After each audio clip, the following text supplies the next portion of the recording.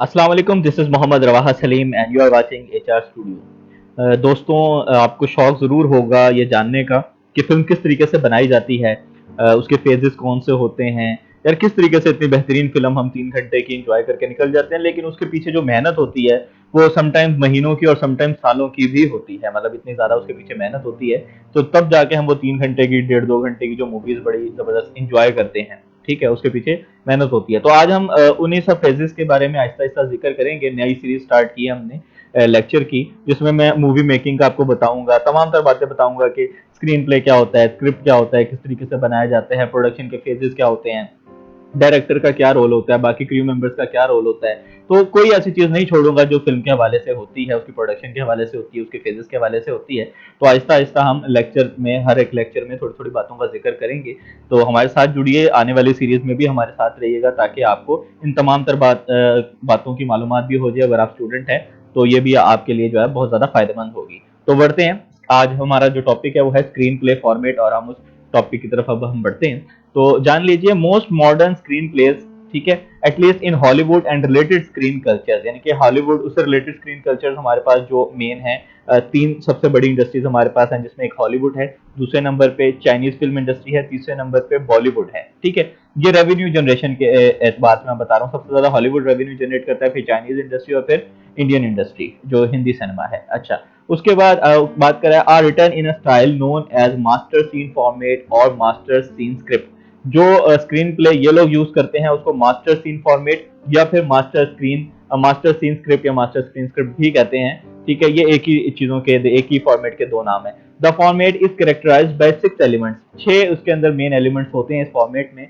वो नीचे यहाँ पर प्रेजेंट किए गए हैं, देखिए इसी ऑर्डर को फॉलो करते हुए जो है ना, वो फॉर्मेट यही ऑर्डर है जिसको फॉलो करते हुए जो है वो स्क्रीन प्ले लिखा जाता है। सबसे पहले इसमें सीन हेडिंग आ जाती है, दूसरे नंबर पे एक्शन लाइन आ जाती है, तीसरे नंबर पे कैरेक्टर का नेम आ जाता है, फिर पैरेंथेटिकल्स हैं, फिर डायलॉग है, ट्रांजिशन है। इन तमाम तर बातों को मैं आगे आपको बताऊंगा, एग्जांपल्स के साथ बताऊंगा, समझाऊंगा, कोई टेंशन लेने वाली बात नहीं है।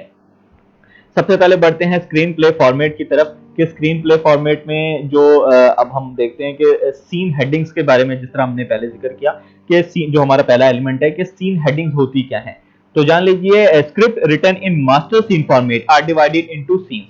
ठीक है, जो इस फॉर्मेट की हम जिसमें बात कर रहे हैं, ठीक है, जो मास्टर सीन फॉर्मेट है, इसमें जो सीन्स में ना डिवाइड होता है। ठीक है, ये सीन में स्क्रिप्ट जो है वो डिवाइड होता है। इस तरह a unit of story that takes place at a specific location and time, इसको हम सीन कहते हैं ना। कोई भी सीन एक स्पेसिफिक जगह और स्पेसिफिक टाइम पे जब वो शूट होता है, तो वो एक एक सीन करके जब सीन को पूरा जोड़ते हैं तो फिर वो स्टोरी पूरी बन जाती है। ठीक है, एक एक सीन उसमें डिवाइडेड होता है, और हर सीन का अलग अलग मतलब स्क्रिप्ट है एक, लेट सपोज उसमें हमने सीन्स को डिवाइड कर दिया, उसमें सारे एलिमेंट्स होते हैं, इस तरीके से वो होता है। अच्छा, सीन हेडिंग्स यानी कि उसको स्लग भी कहते हैं, indicate the location and following scene is to take place in whether it is interior और exterior and the time of the day it appears to be. उसमें इन तमाम तर बातों का जिक्र होता है कि यार वो किधर होना है, उसकी प्लेस घर में होगा तो वो भी मेंशन होगा, घर से बाहर किसी एक्सटीरियर प्लेस पे होगा तो वो भी उसमें उसका हेडिंग में उसका जिक्र होगा। ठीक है, अच्छा, conventionally they are capitalised and may be underlined और बोल्ड। ठीक है, या जो हमारी सीन हेडिंग्स होती हैं, ठीक है, आगे जाके मैं इसका आपको दिखाऊंगा, सैंपल भी दिखाऊंगा। परेशान ना हो, अभी आप कह रहे हैं कि यार बात हो रही है और समझ नहीं आ रही बात, तो आप ये जो लेक्चर पूरा अटेंड करेंगे आपको हर बात, इंशाल्लाह हर बात समझ आ जाएगी। उस टाइम तक आपके जहन में कोई सवाल नहीं होगा, फिर भी कोई सवाल हुआ तो मैं बैठा हूँ यहाँ पर जवाब देने के लिए। ठीक है, अच्छा, उसके बाद in production draft scene headings are numbered. पहली बात ये कि जो सीन की जो हेडिंग्स हैं वो बोल्ड होंगी, कैपिटल लेटर्स में होंगी। ठीक है, और दूसरी बात ये कि जो ड्राफ्ट तैयार होगा जो स्क्रीन प्ले का, जो सीन हेडिंग्स का, वो पहला सीन उस पर 1 लिखा जाएगा, 1। ठीक है, उसके बाद सीन की हेडिंग आ जाएगी, फिर सीन नंबर 2, सीन नंबर 3, इस तरह करके हेडिंग बाय हेडिंग ये सिलसिला इस तरीके से चलेगा सीन हेडिंग्स का। स्क्रीन प्ले का आपको पता चल गया, पहला एलिमेंट जो है वो सीन हेडिंग्स का है। दूसरा एलिमेंट हमारे पास एक्शन लाइंस का है। एक्शन लाइंस बड़ी जरूरी चीज है। अब आपने ऊपर बता तो दिया कि हेडिंग जो है वो सीन हेडिंग है, कि मिसाल के तौर पे फलाना जगह पर शूट होना है, ठीक है, इन ऑफिस और डे सनी, जो भी आपने लिख दिया ऊपर, ठीक है, जो आपकी हेडिंग है। ठीक है, अच्छा, उसके बाद एक्शन लाइन है कि भाई उस वहां पर आपने बता तो दिया इस लोकेशन पे सीन शूट होगा और इस सीन का ये नाम है, तो वहां पर होगा क्या, एक्शन लाइन क्या है। एक्शन लाइन से मुराद ये होता है कि जो आपका व्यूअर है, यानी कि जो आप जो वॉच कर रहा है, जो ऑडियंस है आपकी, वो क्या देखेगी और क्या सुनेगी। ठीक है ना, मतलब एंड रिजल्ट उसको आप क्या निकाल के वहां से देंगे उस सीन के अंदर से, वो आपकी समझ लें एक्शन लाइन होती है, ठीक है। तो अब उसमें अपना स्टेज डायरेक्ट कर रहे होते हैं कि यार इस स्टेज के ऊपर जो टोटल पूरा शूट होगा इसके अंदर क्या कुछ होगा। मिसाल के तौर पे अली फलाना को मारेगा, या जी ठीक है रोमांस का सीन है, ठीक है, या वार सीन है, कुछ भी है, अदालत लगी हुई है तो जज साहब बैठे हुए हैं, ठीक है, ये सारी चीजें आपने उसमें डिस्क्राइब करनी है प्रेजेंट टेंस में कि ये ऐसा हो रहा है, ये ऐसा हो रहा है, ये ऐसा हो रहा है। अली चल के वहां पर आ रहा है, उसने दरवाजा खोला, सामने से उसने देखा कि मुनीर आ रहा है, फिर उसने दोनों ने हाथ मिलाया, ठीक है, गर्मजोशी से एक दूसरे को जो है ना स्माइल पास की। ये तमाम तर बातें आप उसमें प्रेजेंट टेंस में जब जिक्र करेंगे, ये एक्शन लाइंस होती हैं कि एट द एंड आप जो है ना व्यूअर को दिखा कर आपकी ऑडियंस वो देखेगी या सुनेगी क्या। तो ये आपकी एक्शन लाइंस है। आपको मैं दिखाऊंगा इसका सैंपल भी, ठीक है। स्क्रीन प्ले फॉर्मेट में अब जो तीसरा हमारे पास एलिमेंट है वो है कैरेक्टर नेम्स का, ठीक है। बहुत जरूरी है जब आप कोई डायलॉग डिलीवरी है, लेट्स सपोज, ठीक है, अब उसने कोई डायलॉग डिलीवर करना है, मेरे पास माँ है, और मतलब बड़े अच्छे यूनिक यूनिक डायलॉग हैं, ठीक है, तो बॉलीवुड के जबरदस्त किस्म के डायलॉग्स होते हैं, तो उसके ऊपर जरूरी है कि कैरेक्टर का नेम भी है कि डायलॉग है किसका।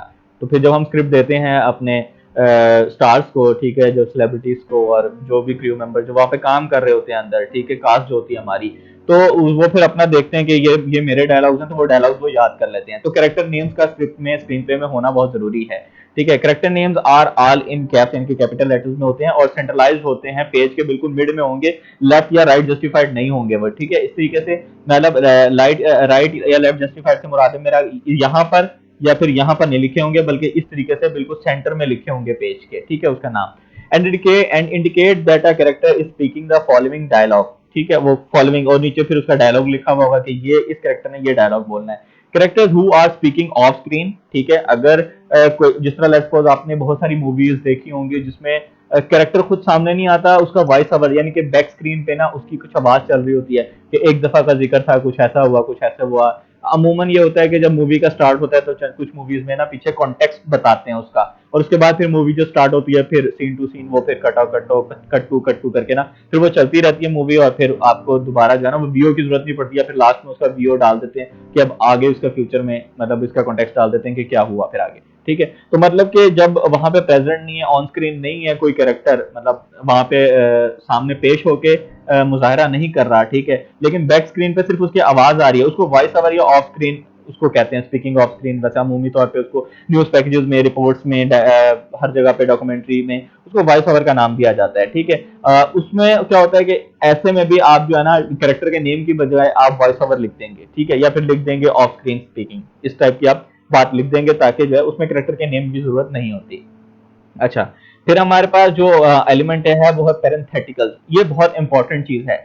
कुछ चीजें तो आप जैसे हमने होकर लेना कि डायलॉग है, उस पे कैरेक्टर का नेम आ गया और उसने डायलॉग बोल दिए जो भी उसके डायलॉग्स थे, ठीक है, डायलॉग डिलीवरी हो गई, आपस में कन्वर्सेशन हो गई, ठीक है, आगे सामने जो फिल्म के जो हो रही है आपने वो शूट कर ली और लोगों ने वो देख ली। अब पेरेंथेटिकल्स कुछ ऐसी बातें होती हैं जो डायलॉग्स के जुमरे में नहीं आती। देखें जिस तरीके से parentheticals provide stage direction for the dialogue that follows, most often that is to indicate how dialogue should be performed, ठीक है, कि डायलॉग किस तरीके से अब मिसाल के तौर पे उसको गुस्सा है, ठीक, एक बंदा गुस्से में कोई डायलॉग परफॉर्म कर रहा है तो उसके एटीट्यूड, बॉडी लैंग्वेज, उसके जो इशारे हैं, उसके जो तमाम चीजें जो है ना ये भी परफॉर्म करनी चाहिए सारे। और पीछे उसके बाद जो आपके मूवी के जो पीछे म्यूजिक लगता है, ठीक है, मोन्टाज लगा रहे हैं आप, ये तमाम तरह की चीजें हैं वो भी पैरेंथेटिकल्स का हिस्सा होती हैं जो कि स्ट्रेंथन करती हैं डायलॉग्स को, डायलॉग डिलीवरी के जो प्रोसेस है उसको स्ट्रेंथन करती है। एक मिसाल के तौर पे बहुत ही तो गुस्से वाला डायलॉग है, किसी को बुरा भला कहना है, उसने अपना गुस्सा निकालना है, तो डायलॉग होता है, ठीक है ना, कंटेंट है, वो पढ़ के जिस तरह बोल दे, लेकिन उसके अंदर वो जोश ही ना हो और वो गुस्सापन ना हो, वो अग्रेशन ना हो, तो फिर वो अपना डायलॉग कदर कीमत जो है वो खो देता है, ठीक है। तो इसलिए पैरेंथेटिकल्स बहुत ज्यादा जरूरी है। इसी तरीके से जो है वो म्यूजिक भी, अगर कोई हॉरर मूवी है तो उसमें हॉरर म्यूजिक लगेगा तो ही वहां पर सीन क्रिएट होगा, लोगों को मजा आएगा, देखने वाले सुनने वालों को फील करेंगे वो, अगर वो फील ना कर पाए तो फिर जो है ना वो मजा नहीं आया आपकी मूवी में, ठीक है। But can also include smart stage direction, for example picking up pace. इसी तरीके से छोटी छोटी बातें जो नॉन वर्बल कम्युनिकेशन आप जिसको कह सकते हैं, डायलॉग्स वर्बल कम्युनिकेशन में आके, लेकिन कुछ नॉन वर्बल कम्युनिकेशन भी मूवी के स्टेज पर हो रही होती हैं, स्क्रिप्ट के पीछे हो रही होती हैं, जो आप देख रहे होते हैं बहुत सारी चीजें उसमें नॉन वर्बल हो रही होती हैं। जिस तरह मिसाल के तौर पर जो सेट डिजाइनिंग है पूरी, लेट्स सपोज आप कोई सीन शूट कर रहे हैं जिसमें आप दिखा रहे हैं कोई कैफेटेरिया का सीन, ठीक है, तो वहां पर आपने वो एक टेबल है जिसमें दो लड़का लड़की बैठ के डेट कर रहे हैं, कुछ भी कर रहे हैं, ठीक है, तो वहां पर आप वो चीज शूट कर रहे हैं, और पीछे आपने जब कैफेटेरिया का सीन दिखा रहा है तो पीछे आपने और भी ठीक है ना, आपने कुछ लड़के बैठे हुए, कुछ लड़कियां बैठी हुई, इधर उधर आप दिखाएंगे, वो स्नैक्स खा रहे हैं, कुछ खा रहे हैं, ठीक है, वो तमाम तरह पीछे कैफेटेरिया वाला, और ये वो थोड़ा सा आप इन्वायरमेंट जब वो दिखाएंगे, तमाम चीजें पैरेंथेटिकल्स में शुमार होती हैं, ठीक है, आप जो सीन क्रिएट करते हैं, हर चीज वहां पे पड़ी हुई वो पैरेंथेटिकल एक नॉन वर्बल कम्युनिकेट कर रही है आपके साथ, ठीक है। Over use of parentheticals is discourage, बहुत ज्यादा आप जो है ना इसको अगर यूज करेंगे हर बात में, मतलब आप पता ना, एक्सेसिव जो excess of everything is bad, तो एक दरमियाने लेवल पे इसको रख के इसको अगर इस्तेमाल किया जाए तो बहुत बेहतरीन होता है, लेकिन है ये बहुत इंपॉर्टेंट चीज पैरेंथेटिकल। आई होप कि ये बात आपको समझ आ गई होगी। अच्छा, अब नेक्स्ट हमारे पास है वो डायलॉग है। Dialogue block are offset from the page margin by 3.7 inch, ठीक है। अब यहाँ से वो 3.7 इंच यहाँ पर ना तकरीबन ये एरिया बनता है, 3.7 इंच के फासले से यहाँ पर स्टार्ट होते हैं, बिल्कुल यहाँ स्टार्ट से स्टार्ट नहीं होते यहाँ से, ठीक है, तो 3.7 इंच के फासले से यहाँ से वो स्टार्ट होते हैं एंड आर लेफ्ट जस्टिफाइड, ठीक है, और लेफ्ट जस्टिफाइड होते हैं, जिस तरीके से ये मेरा टेक्स्ट जो है वो लेफ्ट जस्टिफाइड है, ना कि राइट जस्टिफाइड या सेंट्रलाइज्ड है, ये लेफ्ट जस्टिफाइड है, तो इसी तरह से वो भी लेफ्ट जस्टिफाइड होते हैं, ठीक है। Dialogue spoken by two characters at the same time is written side by side and is conventionally known as dual dialogue, ठीक है। अगर कोई डायलॉग डिलीवरी है, जिस तरह मुकालमा जिसको हम कहते हैं, तो वो जो है वो साइड बाय साइड वो होगा, ठीक है, यहाँ पर वो नाम लिखा जाएगा, फिर उसके बाद फिर उसका डायलॉग लिखा जाएगा, फिर अगले बंदे का नाम, उसका डायलॉग लिखा जाएगा, तो ये तरीकाकार होता है साइड बाय साइड जो है ना, इस तरीके से मैं आपको सैंपल जब दिखाऊंगा तो आपको बिल्कुल जो है ना समझ आ जाएगी इसकी। फिर जो आखिरी चीज हमारे पास है ट्रांजिशन, बहुत आसान बात है, और ट्रांजिशन मेरा ख्याल है जिन लोगों ने कभी भी किसी वीडियो एडिटर पे काम किया हुआ है, कभी वीडियो एडिट की होगी, तो उनको ट्रांजिशन का ऑलरेडी इल्म होगा। अच्छा, होता क्या है वो सुन लीजिए। The final element is the scene transition and is used to indicate how the current scene should transition into the next, कि पहला जो आप अभी सीन कर रहे हैं जब वो खत्म होगा, तो दूसरे सीन में जब वो कन्वर्ट होगा तो कुछ जर्क आता है बीच में, तो उस जर्क को ओवरकम करेंगे या कुछ तो करेंगे ना, तो वो नेक्स्ट सीन में ट्रांजिट किस तरीके से करेगा, उसको ट्रांजिशन इफेक्ट कहते हैं, उसको ट्रांजिशन कहते हैं। It is generally assume that the transition will be a cut and using cut to जब बोलते हैं, जब फिल्म डायरेक्टर आपको बोलता है cut to that scene number फलाना, तो इस तरीके से will be redundant. Thus, the element should be used sparingly to indicate a different kind of transition such as dissolve to। अब मैं आपको बताता हूँ इसके बारे में। उसमें होता है कि अब पहला हमने सीन पूरा शूट कर लिया, ठीक है। अब सीन शूट करने में नॉर्मली मूवीज में क्या होता है कि आगे भी ना हम ट्रांजिशन के नाम पर कोई खास चीज लगाते नहीं है, डिजॉल्व या स्प्रिंग्स, कुछ भी ऐसा जूम इन जूम आउट कुछ भी नहीं लगाते। हम ना कैमरा एंगल्स यूज कर लेते हैं, ठीक है, या इस टाइप की चीज यूज कर लेते हैं मूवीज में, स्पेशली मैं बता रहा हूँ मूवीज में, फिल्म में, जिस तरीके से हम नहीं यूज करते ये। लेकिन जब हम किसी शादी की फिल्म बनाते हैं, एडिट करते हैं, या फिर कोई डॉक्यूमेंट्री शूट करते हैं, शॉर्ट फिल्म बनाते हैं, तो उसमें हम ये डिजॉल्व इफेक्ट लगा सकते हैं और इस टाइप के इफेक्ट लगा लेते हैं, क्योंकि वहां चल जाता है। मूवीज में आप अमूमन देखते होंगे कि बिल्कुल कोई ट्रांजिशन नहीं लगी होती, बिल्कुल स्मूथली, बिल्कुल जो है ना अगले सीन पे बिल्कुल ऐसे ही वो शिफ्ट हो जाते हैं। हाँ, कभी वो टिल्ट अप हो रहा होता है, कैमरा एंगल्स होते हैं बाकी, ठीक है, वो कैमरा एंगल्स को यूज करते हुए हम ऐसा शो करते हैं कि नया सीन शुरू हो गया है, ठीक है। अदरवाइज कोई ट्रांजिशन एज इट कोई ट्रांजिशन इतना को खास नहीं लगाते हम, ठीक है। अब ये हमारे पास सैंपल्स आ गए, दो सैंपल यहाँ पर मैंने रखे हैं, एक ये है, एक इससे अगली स्लाइड पर है, तो हम सैंपल देख लेते हैं। इसमें तमाम तर चीजें उसका जिक्र किया गया है। सबसे पहले देख लें सीन हेडिंग का, तो ये देखें इंटरनेशनल ऑफिस और डे, ये डे का सीन है, ठीक है। तो अब ये सीन की हेडलाइन हो गई, हमारे पास आ गई, ठीक है। उसके बाद है एक्शन। अब वो उस वहां पर एक्शन क्या होगा वो भी यहाँ पर लिखा है कि भाई जो भी वहां पर एक्शन है, कोई वहां पे कोई डांस कर रहा है, कोई कीबोर्ड बजा रहा है, कोई जो भी है वहां पर पूरा उसने सीन जो है ना वो डिस्क्राइब कर दिया, ठीक है। और कितने मिनट का होगा, वो कितना होगा, क्या कुछ, वो सारी चीजें जो है ना वो एक्शन का उसका हिस्सा होती है, उसमें सारी चीजें वो डिस्क्राइब होती हैं। अच्छा, फिर उसके बाद कैरेक्टर नेम। अब क्योंकि डायलॉग्स भी तो बोलने हैं, फिर पैरेंथेटिकल है, तो उसमें जरूरी है कि फिर कैरेक्टर का नेम आ जाए कि कैरेक्टर्स कौन कौन से इन्वॉल्व हैं और किसका क्या डायलॉग है। तो ये देख लीजिए यहाँ पर कैरेक्टर का नेम आ गया, ठीक है, ठीक है, उसका वॉइस ओवर आ गया। फिर पैरेंथेटिकल है कि भाई वो क्या कर रहा है, वो पैरेंथेटिकल्स आ गए, फिर डायलॉग आ गया उसका, ठीक है। तो ये इस तरीके से ये फॉर्मेट है, इस टाइप के बेतहाशा फॉर्मेट्स आपको गूगल से मिल जाएंगे।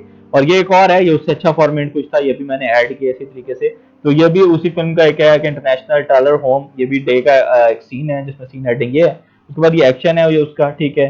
अब भाई कुछ लोग हैं जो रात को मतलब कुछ चोरी चकारी करते थे, वो रात को चोरी चकारी जिन्होंने की वो सुबह के टाइम जो है पैसे वैसे गिन रहे और टेबल पे जी पैसे पड़े हैं, ड्रग्स पड़े हैं और कुछ रिडिकुलस प्रॉप्स पड़े हैं, इसमें गन वगैरह इस टाइप की चीजें हो सकती हैं। ठीक है, फिर कैरेक्टर जैक है और जैक के पैरेंथेटिकल क्या है, इन वियतनाम सबटाइटल, आपने सबटाइटल जो साथ में देते हैं कि भाई समवेयर ऑन अर्थ, ठीक है, इन वियतनाम, इन 1990 फलाना, जो भी मतलब इस टाइप की जो सब टाइटल आप साथ में डालते हैं वो भी पैरेंथेटिकल्स में ही शुमार होते हैं। ठीक है, उसके बाद डायलॉग है, उसका जो डायलॉग आ गया, फिर उसके बाद यहाँ पर आप देख रहे हैं ये डैन जो लिखा हुआ है, यहाँ पर ये दोबारा इसको फॉलो करें, ये जैक जिस तरीके से कैरेक्टर का नेम था, डैन भी यहाँ पर कैरेक्टर नेम है। फिर इस तरीके से ये जो है ना, ये देन लेट्स रिटायर देम, ये उसके डायलॉग आ गए। ठीक है, परमानेंटली ये उसके डायलॉग आ गए। ठीक है, इसी तरीके से चलता है। फिर कट टू यहाँ पर जो है ये ट्रांजिशन है। अब कट टू यहाँ पर जो ट्रांजिशन है, ये देखा जाए तो कोई ट्रांजिशन नहीं होता। कट टू से मुराद है अब यहाँ पर सीन कट कर दिया और नेक्स्ट सीन जो है फिर आपने शूट कर लिया और उसको जो आप उसको ज्वाइन करेंगे तो बस बीच में कोई ट्रांजिशन नहीं आएगा। ट्रांजिशन वैसे देखा जाए तो नॉर्मली ट्रांजिशन जो होती है ना, जो सही जो एडिटर्स के अंदर ट्रांजिशन होती है वो डिजॉल्व होता है, जूम इन जूम आउट होता है, मूव लेफ्ट मूव राइट, स्प्रिंगल्स और इस टाइप के बहुत बेतहाशा अब ट्रांजिशन आए हुए हैं। आप एडोब फिल्मोरा यूज करें, एडोब यूज करें, फिल्मोरा यूज करें, फाइनल कट प्रो यूज करें तो बेतहाशा आपको ट्रांजिशन मिल जाएंगे। अब हम बात करेंगे स्क्रीन प्ले फॉर्मेट में कुछ कीवर्ड्स होते हैं, उसके बारे में हम बात कर लेते हैं जो बहुत जानना जरूरी मैं समझता हूँ कि है। उसमें सबसे पहले इमेजरी है, फिर डायलॉग है, फिर प्लॉट है। ये तीन चीजें ऐसी हैं जिसका पीछे हमने जिक्र इतना कुछ खास नहीं किया लेकिन बहुत इंपॉर्टेंट चीजें हैं जिसको मैं समझता हूँ यहाँ पर देख लेना चाहिए। तो सबसे पहले इमेजरी है। इमेजरी कहते हैं मंजर कुशी को।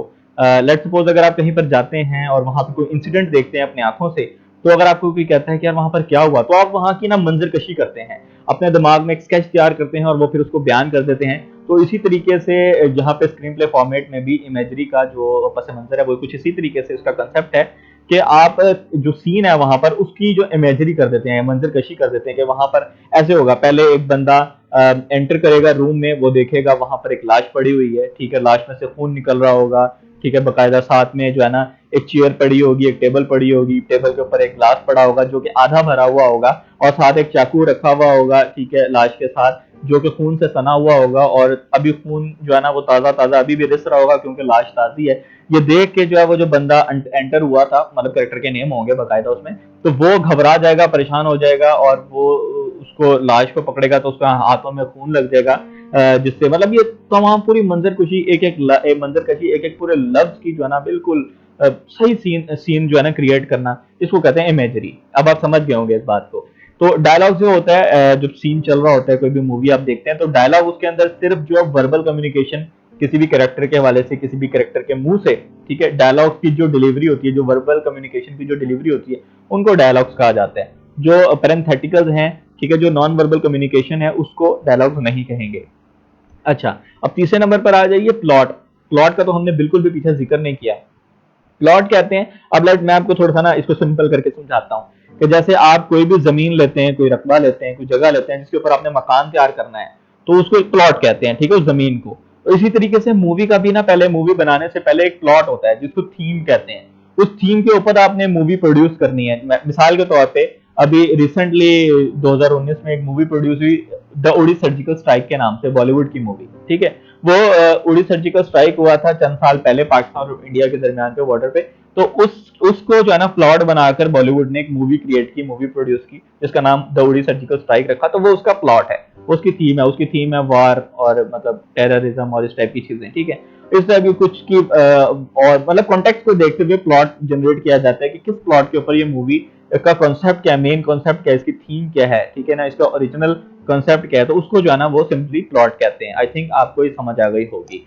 तो इंशाल्लाह ताला अब इस तरीके से सिलसिला हमारा चलता रहेगा और आने वाली वीडियो में यानी कि आने वाले लेक्चर नंबर 2 में हम देखेंगे 5 basic steps in writing a screen play. तो इंशाल्लाह ताला हमारे साथ आप फिर जुड़े रहिएगा और उम्मीद करता हूँ ये वीडियो आपको पसंद आई होगी। इंशाल्लाह नई वीडियो के साथ फिर हाजिर होऊंगा, तब तक के लिए अल्लाह हाफिज।